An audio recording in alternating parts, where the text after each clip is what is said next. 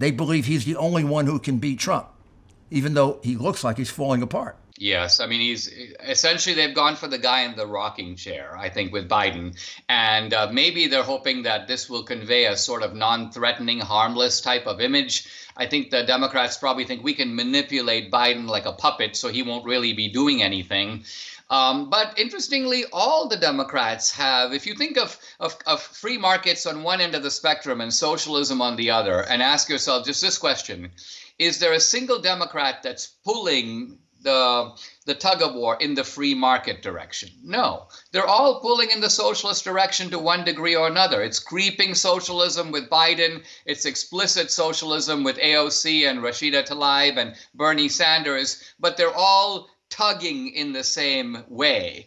And to me, it's quite striking to see how the kind of socialism that was almost taboo in the Democratic Party 10 years ago, 15 years ago, is now completely mainstream. You look at Biden's set of policies, they are by and large the mainstream of the Democratic Party, with just a few exceptions. Well, I think they also intimidate.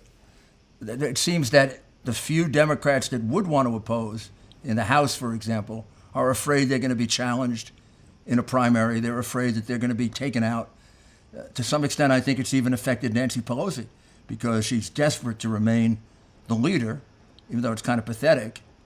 And she seems to have gone much further left than she ever was before. Well, I think they realize that the mainstream media is on the far left. They're to the left end of the Democratic Party. So the way that you get the full protection of the media and the full support of Hollywood is by pivoting further left. If you're a kind of centrist Democrat, they're going to try to get rid of you, root you out.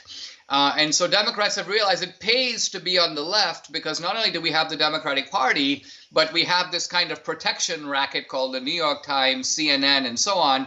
And it gives us a sort of immunity. No matter what, look, even Biden's getting it now. No matter what Biden does, even if Biden came out and said, oh, yes, I molested Tara Reid, I think the media would do their best to minimize it and say, oh, you know what, he's just saying that, and this just shows his unbelievable honesty, and this is what distinguishes him from Trump. He's willing to admit his failings. I can just see it. So there's a sense in here that he can do the Clintons. Look at Bill Clinton. He could do no wrong. And he remains a sort of totemic figure to this day in the era of the Me Too movement.